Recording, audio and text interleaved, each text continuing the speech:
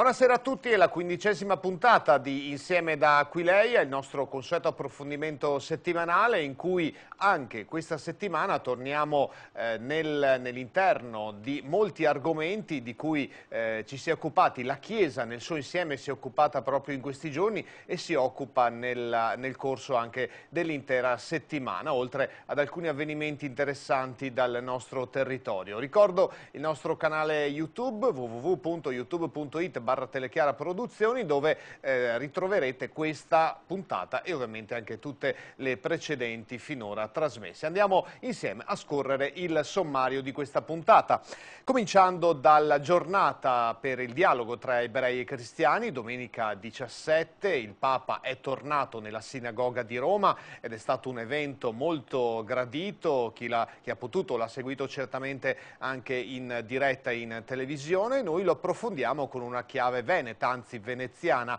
parlando con il rabbino capo della comunità ebraica di Venezia e col delegato della diocesi di Venezia per il dialogo proprio con gli ebrei. Poi parleremo ampiamente di ecumenismo. Siamo nella settimana di preghiera per l'unità dei cristiani, come ogni anno dal 18 al 25 gennaio.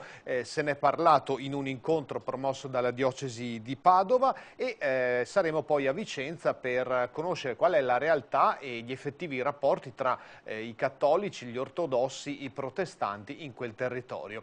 E poi conosceremo ancora meglio una figura importante, una suora, figlia della Chiesa, morta molto giovane negli anni 40, Maddalena Volpato, figlia della Chiesa, nativa di Sant'Alberto di Zero Branco. Lei ha offerto la sua malattia e la sua vita proprio per l'unità dei cristiani. La conosceremo con alcune testimonianze raccolte proprio nel suo paese natale, una prima parte questa sera, una seconda parte la settimana prossima. E poi parleremo ancora da Padova, dai 40 anni del centro universitario padovano, della 30ª festa della famiglia della diocesi di Venezia, svoltasi domenica a San Marco, e per chiudere gli scout della Gesci, gli scout veneti che si sono ritrovati a molti mesi dal terremoto in Abruzzo. Lì loro hanno svolto insieme alla protezione civile un importante servizio.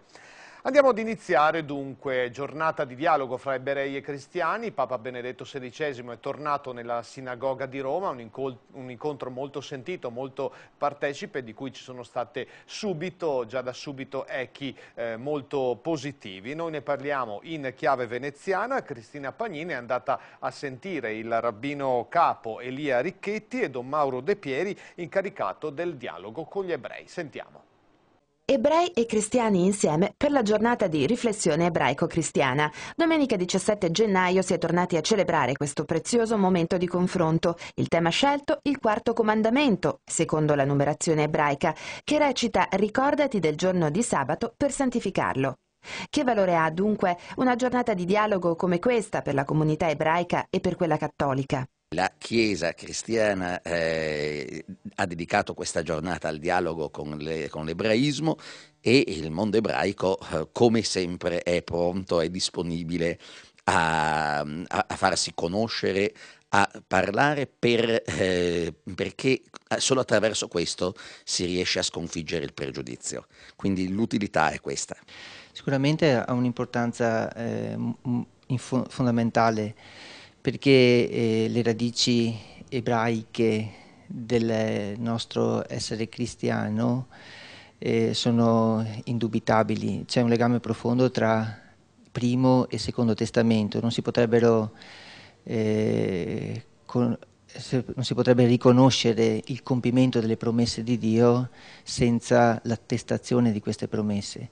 Quindi conoscerle permette di comprenderle a fondo e di coglierne il compimento. Il tema scelto per la giornata era appunto quello della santificazione del sabato. Ma il sabato che cosa rappresenta esattamente per la cultura ebraica?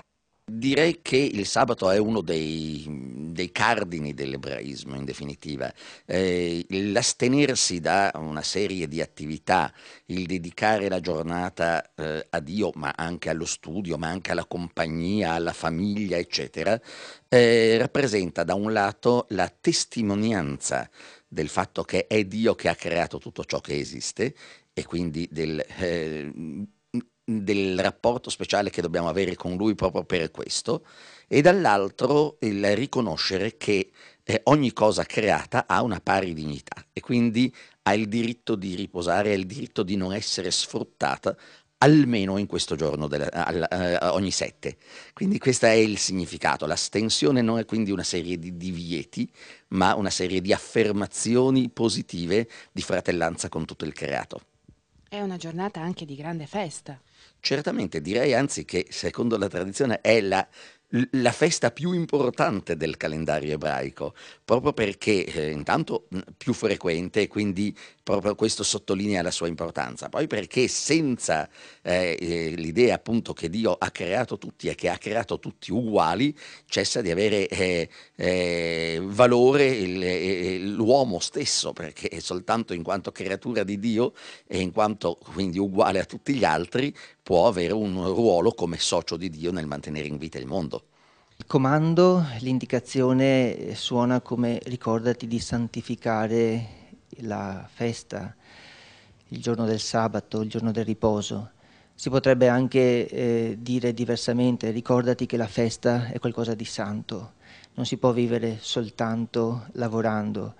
L'uomo per non perdere di vista cosa significa essere uomo ha bisogno di fermarsi e di lasciarselo ricordare. E lasciarselo ricordare da Dio diventa fondamentale, quindi non un puro e semplice riposare come svago, come divertimento, ma anche un fermarsi per lasciarsi dire chi si è. La santificazione delle feste, il sabato per gli ebrei, la domenica per i cristiani, contiene naturalmente un riferimento al riposo.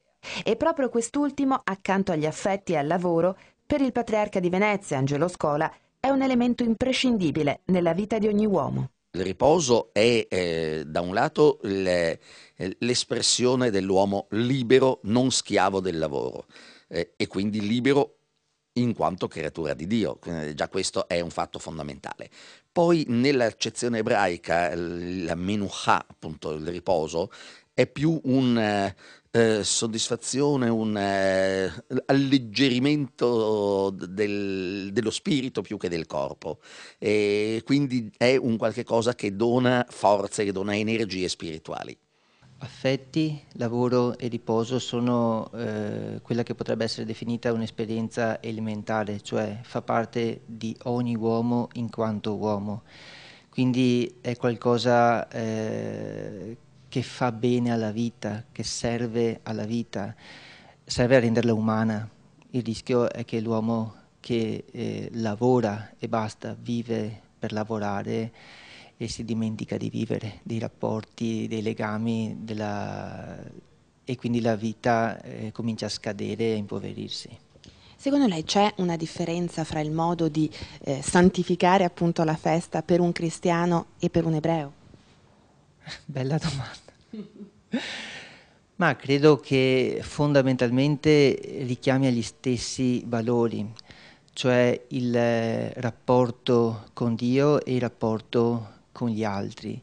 Quindi non semplicemente un fermarsi per dare qualcosa al Signore, e neanche un semplice privilegiare il rapporto con gli altri. Le due cose vanno tenute insieme. E credo che in questo ci sia un legame che ci accomuna, perché c'è l'attenzione, cioè l'attenzione a Dio permette di essere attenti all'uomo, e l'attenzione all'uomo rinvia a Dio, di cui l'uomo è immagine.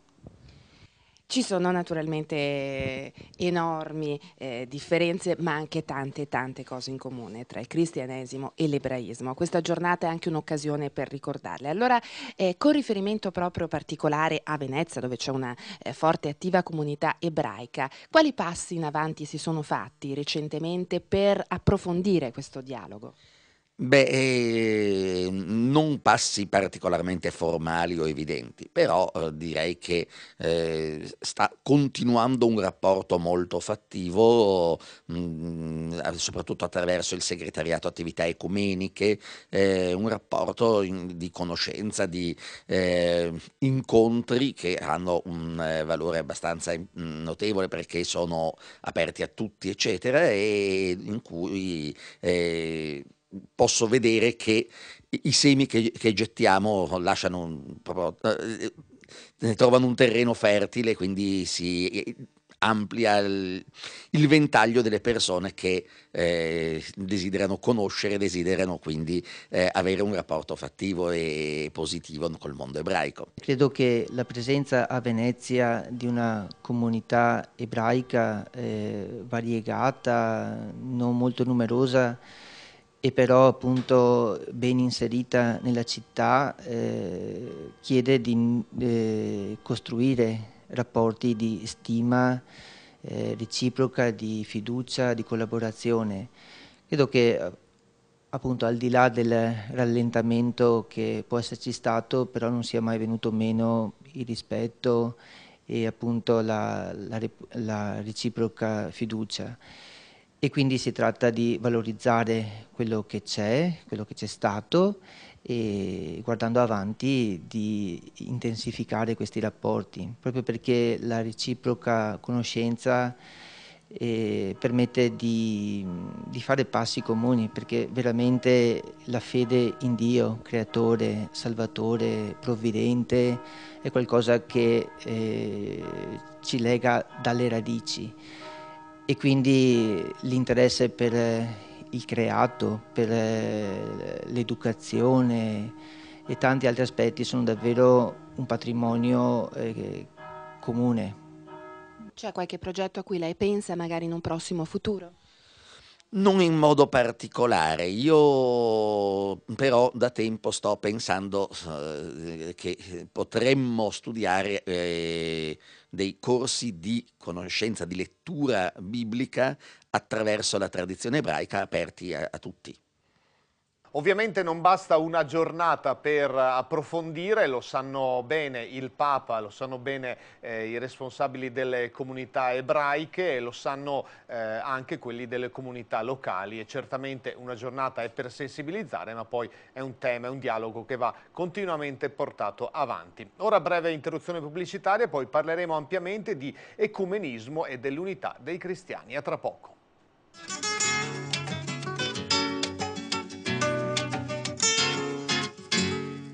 Siamo nella settimana di preghiera dell'unità dei cristiani ed è il tema portante di questa puntata di Insieme da Aquileia. La settimana di preghiera va ogni anno dal 18 al 25 di gennaio. Il 25 è la festa della conversione di San Paolo, l'apostolo delle genti che ha saputo parlare a tutti di Gesù Cristo, a tutte le popolazioni, a tutte le culture. Ebbene, in questa settimana tutti i cristiani, quindi cattolici, protestanti, ortodossi, nelle loro varie sfaccettature, pregano per tornare all'unità. Noi approfondiamo proprio questo tema iniziando da un convegno, da un incontro promosso nei giorni scorsi dalla Diocesi di Padova insieme a Valentina Voi. Il movimento ecumenico compie quest'anno, 2010, 100 anni di esistenza come movimento organizzato.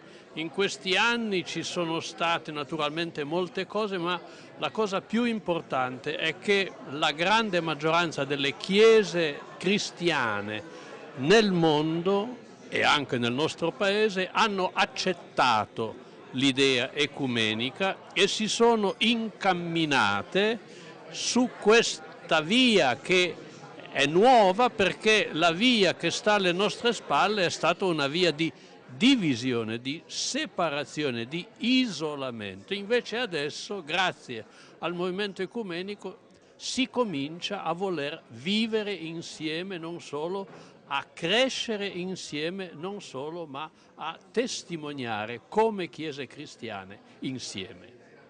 secondo me l'ecumenismo in campo cristiano è assolutamente fondamentale anche come un segno per la convivenza umana in generale, perché vive di un metodo che è il camminare insieme, che non si pone tanto il problema di dove arrivo, ma di come cammino ascoltando gli altri, dialogando in maniera non strumentale con gli altri, e questo secondo me è un criterio fondamentale di rispetto e di condivisione reciproca, anche perché implica un altro elemento, cioè che noi camminiamo perché abbiamo una radice che genera in qualche modo il nostro senso del vivere, il nostro senso dell'essere insieme, per cui sappiamo che siamo incompleti, sappiamo che manchiamo di qualcosa, però non è su quella mancanza che ci intrappoliamo,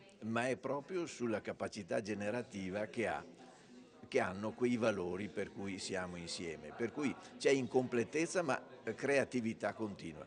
E torno a dire con questo elemento fondamentale che lo stile dell'ecumenismo dovrebbe essere esattamente testimonianza a quelli che si dice sono secolarizzati. No, secondo me sono ampiamente delusi dalle religioni e alcuni invece reincantati. I reincantati in qualche modo si consegnano a un'esperienza religiosa a cui aderiscono totalmente, molti invece sono delusi, e quando una persona è delusa da una religione si fa molta fatica a tornare fuori, a riappassionarsi. Il futuro dell'ecumenismo non è tanto nel senso di prevedere dove si arriverà, quanto su un modo di procedere. Camminare insieme dando vita a espressioni di sinodalità laicale e anche ecumenica. Noi dobbiamo guardarci dal rischio di impegnarci in campo ecumenico mantenendo ciascuno il proprio modello di Chiesa e pensando che il futuro debba essere secondo a immagine e somiglianza del proprio modello di Chiesa. Invece si tratta di evitare questo. L'ecumenismo di ritorno, cioè pensare che siano gli altri a dover tornare sulla posizione della propria Chiesa, è una espressione che il Concilio Vaticano II aveva certamente messo un po' al bando e che forse nella mentalità di oggi da qualche parte sembra riemergere. Da Padova ci spostiamo ora a Vicenza, dove c'è un modo concreto, come in tante altre realtà, esperienze concrete di ecumenismo, di dialogo tra cristiani di diverse confessioni. Giulia Salmaso è andata a sentire il delegato per l'ecumenismo della diocesi di Vicenza, Monsignor Giuseppe Dalferro, e un rappresentante di una delle comunità ortodosse, padre Veniamin Onu, arciprete del Patriarcato di Mosca e Moldovia. E grazie a queste voci scopriamo anche la ricchezza e le diversità tra i cristiani, ma anche le possibilità di unità che si vivono nel territorio vicentino. Sentiamo Giulia Salmaso. La settimana dell'ecumenismo a Vicenza siamo venuti a conoscere le realtà delle altre confessioni all'interno del nostro territorio. In modo particolare siamo in Contrapporta a Santa Croce a Vicenza, all'interno di questa splendida chiesa, e conosciamo assieme quindi questa comunità ortodossa grazie al proprio arciprete, al proprio pastore, che è padre Veniamin Onu, arciprete del Patriarcato di Mosca, qui a Vicenza. Innanzitutto, buongiorno padre, ci presenti la sua comunità. Buongiorno, io sono padre Veniamin Onu, arciprete del Patriarcato di Mosca. Siamo qua nel territorio della diocesi di Vicenza dal 2005. A Vicenza siamo con permesso e con la benedizione del vescovo della diocesi, dal Monsignor Cesare Nosilia. Abbiamo cominciato dal 2005 a pregare vicino nella chiesa di Santa Maria Ausiliatrice dal 2005, 24 di novembre, e poi qua sempre dal Vescovo, abbiamo ricevuto questa chiesa in via Porta Santa Croce, 55. All'inizio sicuramente che abbiamo cominciato con poche persone, fin quando si è sparta la voce. All'inizio venivano 3, 4, fino a 10 persone, ma al momento attuale, durante nella domenica, anche arrivano su 80, 100, anche 150 fedeli ortodossi. Non parliamo delle feste, che quando sono le feste sicuramente che sono di più. Come ortodossi vengono non solo quelli della metropoli di Moldavia, ma arrivano i russi, arrivano gli ortodossi da Ucraina, c'è qualcuno che abbiamo da Polonia, qualcuno che abbiamo da Bulgaria, anche abbiamo qualcuno da Slovacchia. Ecco, quali sono i vostri rapporti con le altre confessioni cristiane, in modo particolare chiaramente con quella cattolica? Sì, con altre confessioni sono i rapporti buoni, ma soprattutto con la Chiesa cattolica i rapporti sono quelli più vicini. Proprio qua a Vicenza abbiamo trovato una vera amicizia con la diocesi. Ecco, su quali argomenti, su quali tematiche si può sviluppare un dialogo tra le due chiese? Innanzitutto vediamo, lo possiamo vedere qui attorno, che è un ambiente di preghiera in realtà molto simile al nostro. Sì, incontri ce li abbiamo molto spesso con la diocesi durante l'anno, ma questa settimana è una settimana più importante, vorrei dire, che in tutto il mondo, che pregano per la unità di cristiani, che oggi, come giorno 19, che alle ore 8:30 abbiamo avuto incontro per la preghiera di unità di cristiani. Padre, quali sono invece le differenze dopo l'unità tra le due chiese, se ci sono? Vorrei dire che le differenze non sono così grandi, che se parliamo della Chiesa ortodossa orientale, quella di Patriarcato di Mosca, è più vicino alla Chiesa cattolica. Come le differenze io quasi non le vedo mai. Per esempio, se lo prendiamo, se vediamo come le icone, abbiamo le stesse icone. Questo vuol dire che abbiamo i santi e i martiri abbiamo un comune, perché come la Chiesa cattolica ci hanno i santi, santi russi, anche la Chiesa ortodossa ci hanno i santi della Chiesa cattolica, perché io ogni settimana guardando il calendario troviamo che abbiamo dei santi della Chiesa cattolica. Se come le guardiamo l'iconostasi vediamo che abbiamo come la stessa Madonna, che come lo tiene moltissimo la Chiesa cattolica, abbiamo l'Arcangelo Michele e Gabriele, l'icona di San Giorgio, che è un santo comune, San Nicola di Bari. Allora da qua vediamo che la differenza, no? Che è quella lì. E poi come vediamo qua davanti che abbiamo iconostasi, questa è iconostasi come la Chiesa usa le balaustre. Allora vediamo che la differenza non è che è così grande, ma pregando insieme ogni anno speriamo che arriveremo in quel momento, come un momento di gioia, che ci sarà la unità, perché il Dio vuole di essere una sola Chiesa e non tante Chiese. Per quello speriamo che il Dio ne aiuterà anche quest'anno per fare tante cose buone insieme.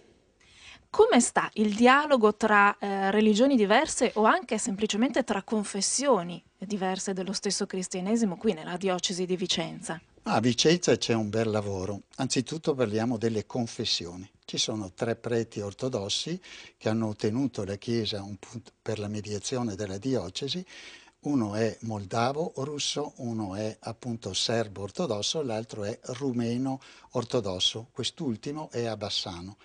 Questi lavorano, i rapporti sono ottimi, ci incontriamo spesso, quando hanno bisogno di qualcosa vengono sempre da noi e in questi andremo a pregare proprio in questa settimana. C'è poi una chiesa che è evangelico-metodista, data da metà del 1800 a Vicenza. Ahimè, negli ultimi anni non siamo riusciti ad andare a pregare, quest'anno invece andremo a pregare proprio per anche l'apertura della nuova pastora, Grifante Caterina, e andremo quindi anche da loro. Queste sono le chiese, direi, classiche, nel senso che sono storiche e anche siamo uniti con loro nel Consiglio Ecumenico delle Chiese. Noi abbiamo però una grande realtà di chiese pentecostali, ne abbiamo 32 a Vicenza e con queste non è così semplice, però già da qualche anno tentiamo rapporti con loro e abbiamo visto che la strada migliore è organizzare insieme una veglia di preghiera, preparandola prima insieme e poi celebrandola insieme. Bene, durante la settimana ne avremo ben 5 di queste veglie di preghiere. Per me questo è un grosso risultato, sono tutte chiese di immigrazione. Questo è un discorso. Abbiamo poi il problema del dialogo interreligioso. A Vicenza abbiamo SIC, nella zona di Erzignano, quella zona insomma limitrofe, e zone limitrofe sono 1200. Abbiamo induisti e sono 700 e poi musulmani abbiamo 12 o 13 sale di preghiera. Il rapporto è buono, ci si incontra ogni mese e mezzo con i capi di queste religioni, si sono organizzati anche degli incontri insieme, soprattutto è significativo che da 5 anni organizziamo quel convegno che era a Montecchio fino all'anno scorso e quest'anno non lo possiamo più fare lì ma lo faremo altrove, proprio delle religioni, le quali religioni durante il convegno dicono che cosa la loro religione dice su un argomento particolare. L'anno scorso è stato l'accoglienza, quest'anno dovrebbe essere la terra casa di tutti. Ecco, quindi questi rapporti sono buoni, c'è un buon vicinato, ci si stima vicendevolmente e molte volte ci chiamano, almeno io sono stato invitato ad andare anche nelle loro sedi a portare il saluto e anche a parlare e quindi di conseguenza mi pare che non è che sia risolto tutto, però la strada è abbastanza aperta. Ecco, appunto, parlando di dialogo, secondo la sua esperienza, potremmo dire decennale, quali sono gli argomenti, le tematiche su cui ci si trova più vicini? Allora, il dialogo ecumenico fra quelli che sono cristiani ovviamente non può essere che ricercare l'unità. La vuole il Signore e quindi non possiamo disobbedire a questa linea anche per la minaccia che il Signore ha detto perché il mondo creda. Allora dobbiamo pensarci su. Il tema proprio della settimana di quest'anno richiama proprio questo. Con le altre religioni non ricerchiamo l'unità e neanche i compromessi, perché ci rispettiamo vicendevolmente, però nel parlare insieme troviamo che siamo dei ricercatori di Dio, prima di tutto, e questo è un tema di dialogo, e poi, pur rispettando le diversità, che derivano anche dai libri sacri, queste diversità in fondo però non ci vietano, anzi possono essere superate nel lavorare insieme per alcuni progetti nel mondo. Per esempio i diritti umani, per esempio pensiamo anche all'ecologia, pensiamo poi il tema della pace e altri temi comuni. Quindi non è che vogliamo creare dei compromessi, ma trovare che come credenti forse davanti a un mondo che non crede, forse testimoniare che non si può vivere senza credere è fondamentale. Ora un'altra breve interruzione pubblicitaria, tra poco approfondiremo ancora il tema dell'ecumenismo attraverso la figura e le testimonianze su di lei, una figura, quella di Maddalena Volpato, figlia della Chiesa, che ha offerto la sua vita proprio per l'unità dei cristiani. A tra poco.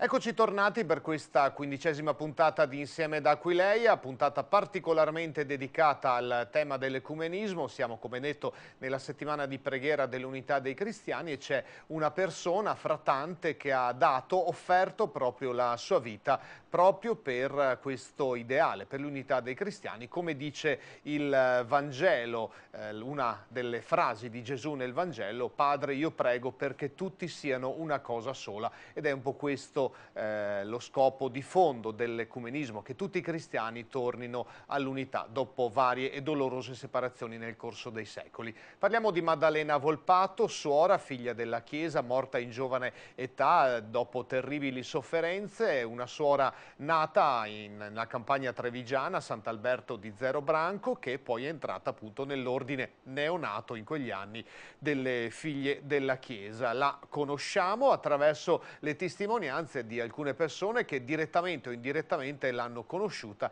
e ne hanno apprezzato la figura e l'opera. Sentiamo.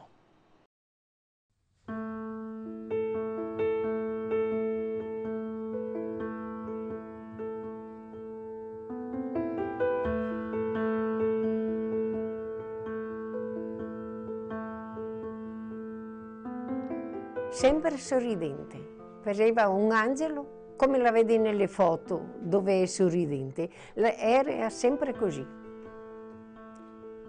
Una cosa mi ha impressionato: quando si dice bene di una persona, no? Dice sì, ma aveva qualche difettuccio. Di lei non ho sentito mai dire ma. Io ero piccolina, come tanti bambini, se veniva la dottrina e quando che ci trovavamo tutti dentro in aula mi faceva pregare e diceva: guarda, c'hai fratelli, state buoni, obbedite i vostri genitori, fate i bravi. E allora si faceva quello che diceva, e quando che si andava a casa eravamo contenti perché sentivo queste parole, che era una brava ragazza, buona, brava, buona, tanto buona che eravamo sempre lì. Me sono stata veramente contenta di lei. E dopo, quando si era più grandini, allora siamo passate beniamine, avanti, aspiranti, ma dopo io sono andata via, che lei è andata partita, e con quella l'ho sempre tenuta e ho pregato, e ancora adesso io ho una cosa grande con Maddalena, perché mi dà tanto aiuto, tanto aiuto. E quando che vado in cimitero, là è vicino alla tomba mia, e dopo la morte del mio marito io la prego ancora di più e mi dà tanta forza che per me è qualche cosa. Mia mamma soffre di maculopatia e la maculopatia è una malattia molto grave perché può portare alla cecità, e repentinamente ha perso tanta vista, ci vedeva pochissimo, e l'oculista ci ha fatto fare, pensavo, un piccolo intervento con laser che poteva essere bloccare la malattia, ma poteva anche peggiorare, quindi era molto a rischio, e ha voluto fare degli approfondimenti e dopo numerosi esami niente, l'oculista, proprio il medico dell'ospedale ci ha detto: guardi signore, io non mi so spiegare come sia successo questa cosa, però sua madre, la malattia si è fermata e addirittura è leggermente migliorata. Restiamo così, non facciamo più niente e stiamo a vedere. Quando siamo usciti la mamma mi ha detto: sì, però guarda che io ho tanta fede e prego per Suor Maddalena. E questo non so se può essere un segno. Di certo è che la mamma prega sempre tanto e questo l'aiuta moltissimo nella vita e a superare i suoi problemi di salute e quelli della vita che ogni giorno si presentano. Signora Romea, lei dov'è che tiene la foto di Maddalena? È sotto il cuscino, a letto, sotto il cuscino, sì. E la prego sempre, sempre, sempre. La invoco sempre, con tanta fede e sperando sempre che mi sia il mio aiuto fino alla morte.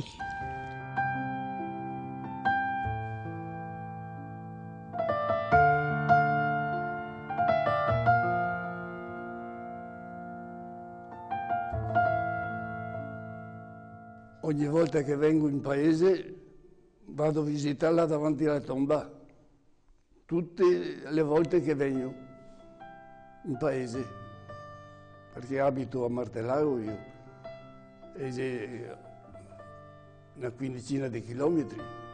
E in bicicletta, pian pianetto, a Martellago c'ho 2 sorelle e un fratello morto lì.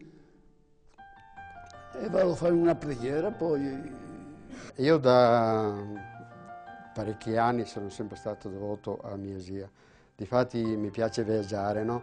E ogni volta che vado magari su una chiesa, accendo un cero di una preghiera per che mia zia ci protegga.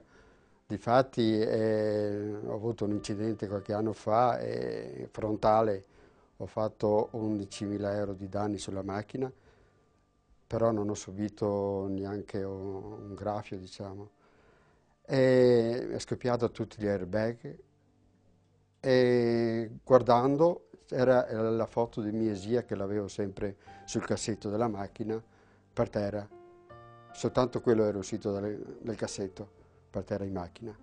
Mio papà all'epoca abitava nella casa vecchia degli Alessandrini e aiutava il proprio padre nei lavori dei campi. Di mattina molto presto, ecco, poco dopo l'alba. Andava a lavorare nei campi e c'è lo zero che costeggia i campi e c'è un viottolo che percorre tutto l'argine.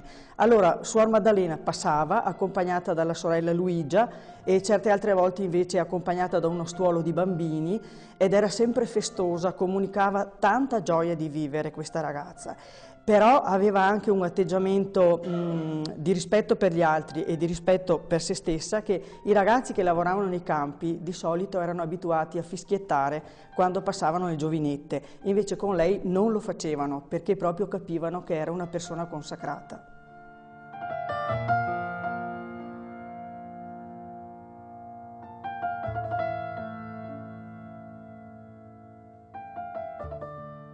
Io ricordo che ho da Madella Volpato che c'era un trovo che noi venivamo da una parte, lei veniva da un'altra parte, nel ponte di Dalbò, si chiamava Ponte di Dalbò, che era il canale zero, e tutti quanti si venivano per il trovo.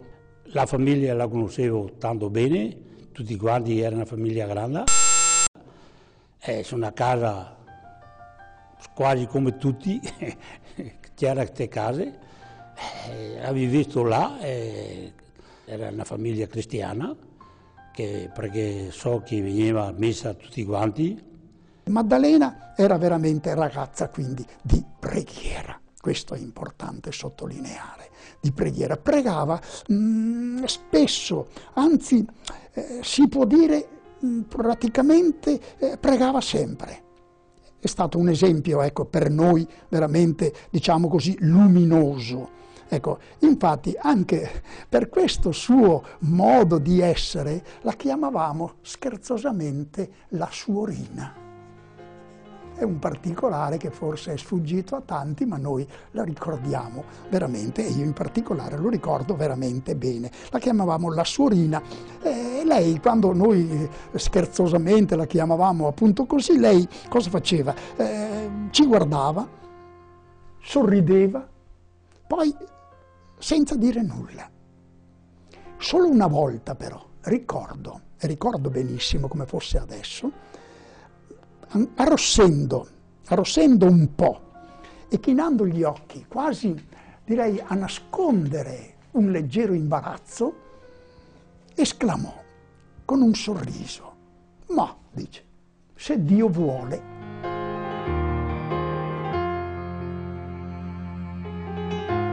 Si vedeva dal comportamento che aveva, che quando aveva il tempo libero lei era sempre a fare il catechismo con l'azione cattolica, sempre in mezzo ai cosi della parrocchia, insomma al servizio della parrocchia.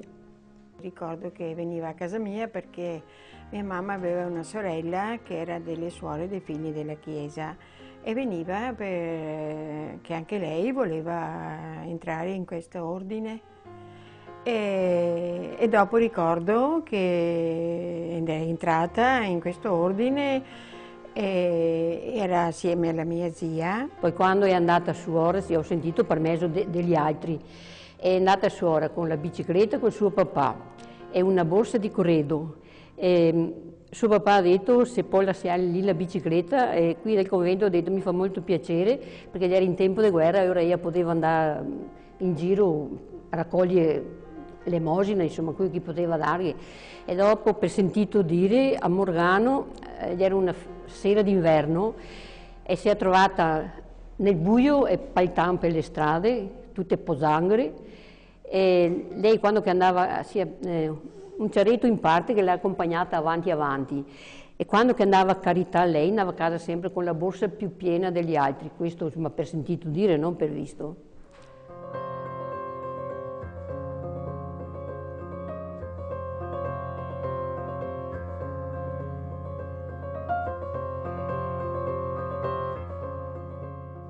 Tutte le mattine si recava alla messa e dopo i giorni che erano assegnati a fare dottrina, e ora veniva giù ancora il pomeriggio come il giovedì, si faceva dottrina ai bambini, insomma, e ora tornava. Sì, era una ragazza splendida proprio. Buona gente anche alla famiglia, tutti, perché con Adolfo eravamo sempre assieme, suo fratello, tutti cugini, sembrava una famiglia, un'armonia. Tanto è vero che quando che andava nei campi la sua famiglia, le due sorelle, i fratelli, si mettevano a cantare che la gente si fermava a ascoltarli perché facevano un coro, una delizia, era un piacere. Io ho conosciuto Maddalena attraverso una signora, una pia signora qua di Zero Branco. Verso la fine degli anni '80 io guidavo, animavo il gruppo liturgico di Zero Branco, della parrocchia di Zero Branco, e la signora Ruscica Antonietta conosceva Maddalena attraverso la biografia e me ne parlò di Maddalena perché avevamo affrontato il tema dell'ecumenismo. Io ho conosciuto Maddalena attraverso la signora Ruscica Antonietta. Quello che mi ha colpito è stato il come lei ha sofferto e ha vissuto più di un anno questa grande sofferenza, questa grande malattia del mal di Pot. Lei ha sofferto sempre con grande serenità nonostante i dolori atroci e poi a tutte le consorelle che incontrava e che le chiedevano qualcosa diceva non mi pento, cioè fedele alla sua consegna al Signore fino alla fine per questa causa.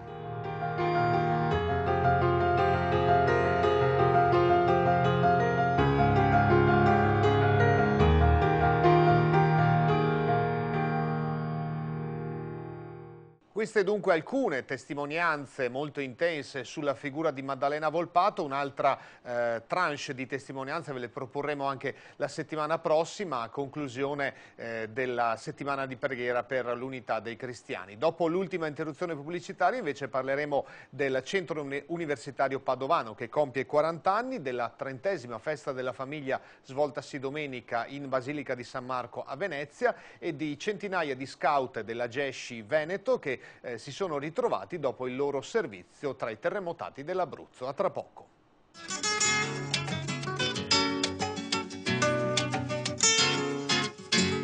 Eccoci tornati insieme per l'ultima parte di questa puntata di Insieme da Aquileia. Torniamo a Padova, città universitaria per eccellenza, l'università più antica di questa parte d'Italia, una delle più antiche comunque del nostro paese. A Padova da 40 anni esiste il centro universitario, un'iniziativa promossa dalla diocesi, e andiamo allora a conoscerlo meglio per le sue celebrazioni, per le sue attività e i programmi futuri insieme a Luisa Bertini.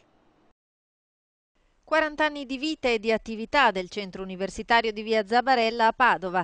Per ricordarne il percorso e l'evoluzione è stata allestita una mostra aperta al pubblico fino al 24 gennaio, articolata in 9 sezioni. Dalla rassegna dei personaggi passati attraverso il centro alla storia dell'edificio a cui il centro si andò progressivamente radicando e identificando.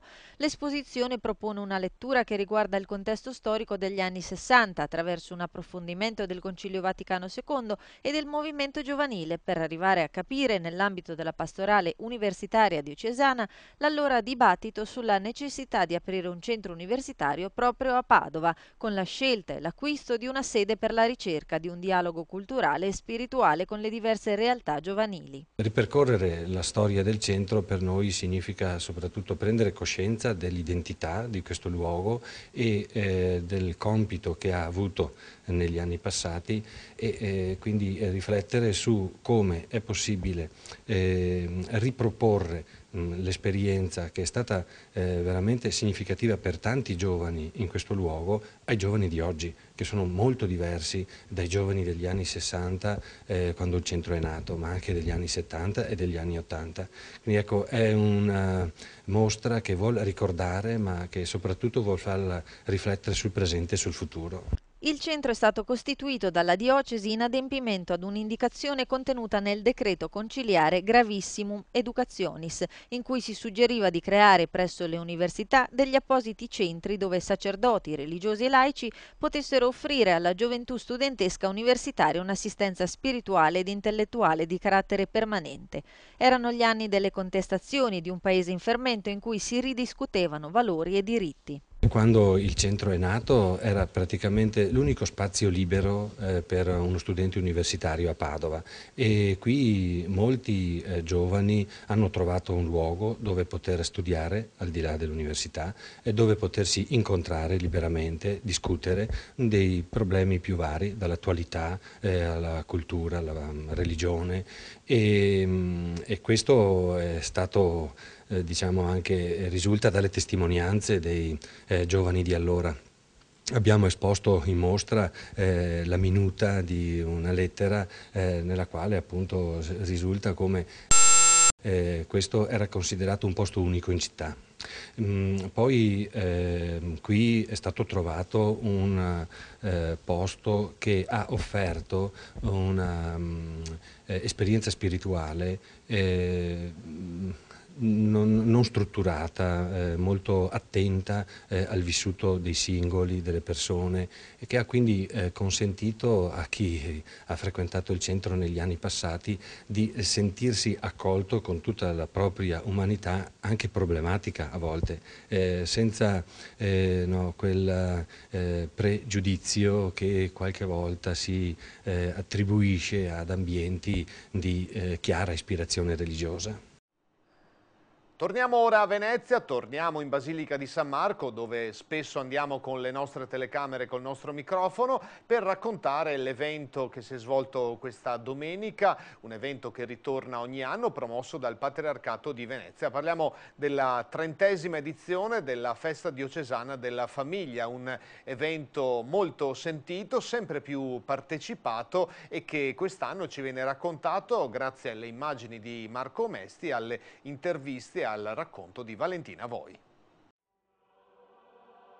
Compie 30 anni la Festa della Famiglia, consueto appuntamento con il Patriarca Scola che riunisce a San Marco a Venezia giovani sposi e famiglie, genitori e bambini. La ragione di questo incontro, che è stato istituito appunto per volontà del Patriarca, c'è e accolto con entusiasmo già alla sua prima venuta dal Patriarca Scola, mette in luce quello che è la motivazione fondamentale, che il sacramento del matrimonio si collega strettamente con la ragione d'essere della Chiesa, perché nel matrimonio il Signore punta decisamente a chiedere, proprio con il sacramento, la collaborazione dell'amore uomo-donna, perché la Chiesa riesca ad essere quella che deve essere secondo il progetto di Gesù, cioè capace di evangelizzare e quindi di formare alla fede cristiani adulti a partire dal senso del battesimo e degli altri sacramenti, ma non solo di formare per la Chiesa, secondo il Vangelo, ma proprio per essere coerenti, per formare anche gli uomini della società civile, quindi ha il compito, il sacramento e l'amore coniugale di essere impegnata decisamente a far sì che la società civile renda gli sposi capaci di essere attivi, soggetti attivi come della celebrazione del loro sacramento, anche della stessa vita degli uomini nella società. Tema dell'anno è l'educazione, un cammino che richiede impegno di vita e collaborazione con tutta la rete educativa.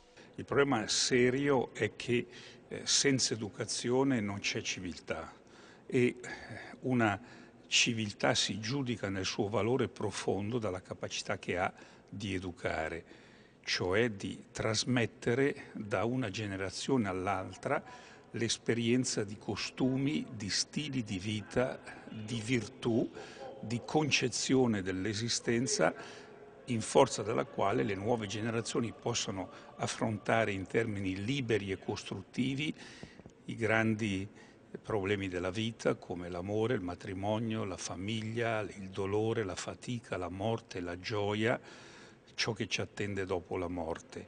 Bisogna allora che le generazioni adulte, che gli sposi, i genitori, i nonni, i familiari si facciano carico di questa trasmissione, non soltanto conclamando i valori, ma facendo fare un'esperienza concreta dei valori.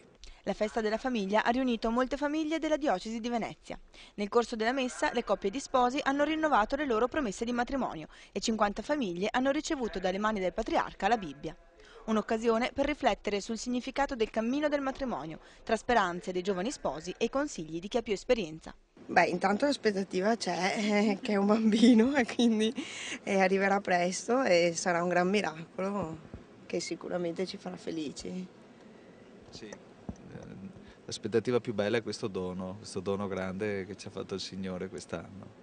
A che cosa fare riferimento e come che sicuramente poi l'unione nella coppia e nella famiglia, però insomma a qualcuno che avesse più esperienza di noi domanderemo, almeno io domanderei questo. Consigli è difficile darli così perché ognuno costruisce la propria storia, comunque forse fondamentale è quello di non prendere mai paura, di guardare sempre avanti con coraggio e sapendo che dietro c'è qualcuno che ci tende la mano e che ci solleva dai pericoli, dalle difficoltà. Per cui speranza e fede, probabilmente. Per essere educatori bisogna essere soprattutto formati e quindi avere anche questa possibilità di rinnovare anche lo spirito dell'educazione, comprendendo prima noi cosa dobbiamo dire, cosa dobbiamo fare, cosa dovremmo trasmettere. Noi abbiamo imparato innanzitutto se non c'è Gesù Cristo in mezzo a noi non avremmo sicuramente fatto 6 figli, non avremmo una famiglia numerosa e probabilmente chissà forse non saremmo neanche sposati, perché anche visto il mondo com'è in questa situazione io conosco molte coppie che si separano già dopo 2-3 mesi, 2-3 anni, quindi penso se non si mette Gesù Cristo come pietra viva proprio sotto fondamenta non si va avanti, ecco. Almeno questa è la mia esperienza in questo tempo. Il fondamento principale è la Chiesa, l'insegnamento e Gesù Cristo, perché come diceva mio marito, se non c'è Gesù Cristo al centro diventa anche difficile portare avanti una famiglia numerosa, con le tue forze è impossibile. Oltre 8 mesi fa, ormai 9, il terremoto dell'Abruzzo, un terremoto terribile, e il terremoto di questi giorni ad Haiti certamente ha risvegliato qualcosa nelle coscienze e nei ricordi di molti, certamente degli abruzzesi, ma anche di chi si è recato lì a prestare soccorso e servizio. Certamente una proporzione decisamente diversa, nonostante i drammi dell'Abruzzo, ma quello di Haiti è davvero devastante. A questo proposito ricordiamo che sono aperti i canali di tutte le Caritas diocesane per continuare a dare offerte per aiutare quella popolazione martoriata, quanti sono sopravvissuti. Ebbene, tra chi è andato in Abruzzo ormai 9 mesi fa a prestare servizio ci sono stati anche gli scout della Gesci del Veneto, che si sono ritrovati domenica scorsa al piccolo teatro Don Bosco di Padova per raccontarsi, rivedersi e rivivere in qualche modo insieme questa esperienza di servizio in mezzo al dolore, ma che ha portato anche l'opportunità di instaurare e intrecciare relazioni importanti. Ci racconta anche questo evento Valentina Voi. Quando l'emergenza terremoto chiama, gli scout sono tra i primi a rispondere, mettendosi al servizio delle persone. È quanto accaduto anche nel 2009 in Abruzzo. Per ricordare quei momenti, il piccolo teatro Don Bosco di Padova ha ospitato una giornata di ricordo con i protagonisti dell'esperienza.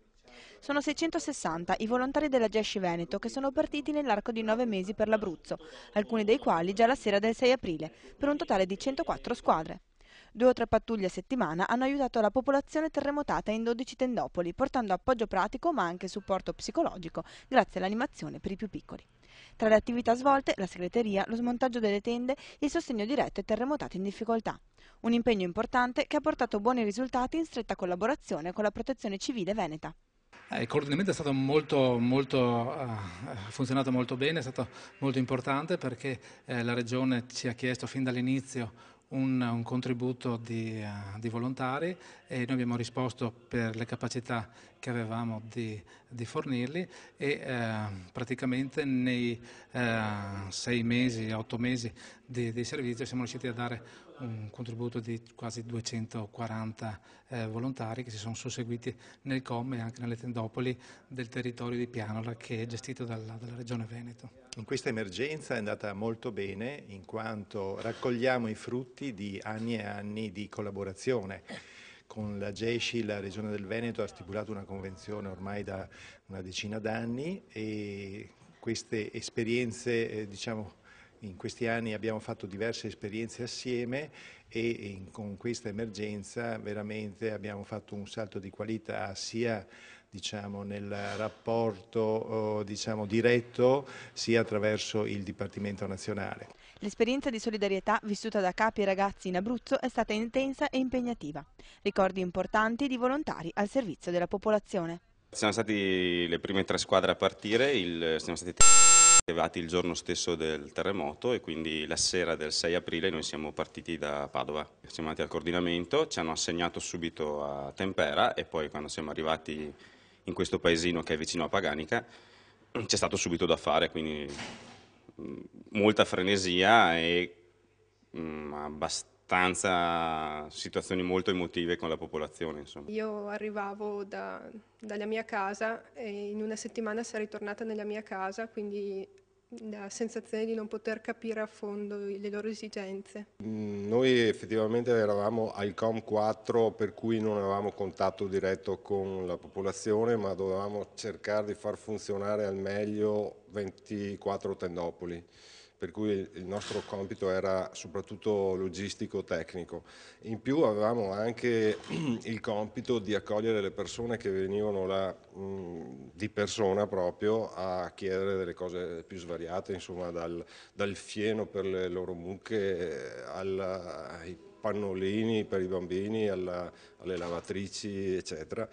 E quindi era anche un'esperienza molto forte, è stata almeno per me un'esperienza molto forte quello di accogliere e parlare con le persone, cercare di interpretare i loro anche desideri, cioè quello che non dicevano con le parole perché avevano magari solo un bisogno di confidarsi, bisogno di scaricare la tensione, bisogno di parlare sostanzialmente, più che delle cose materiali avevano questo bisogno. È stata un'esperienza forte, è stata abbastanza sconvolgente perché è stato traumatico più il ritorno per me, perché ci ho messo qualche giorno per abituarmi alla vita, a vedere la vita e non vedere il vuoto, il nulla e un senso di distruzione, perché quello era stato ma si sentiva proprio, non era una cosa solo che vedevi, era una cosa che sentivi proprio nelle tue ossa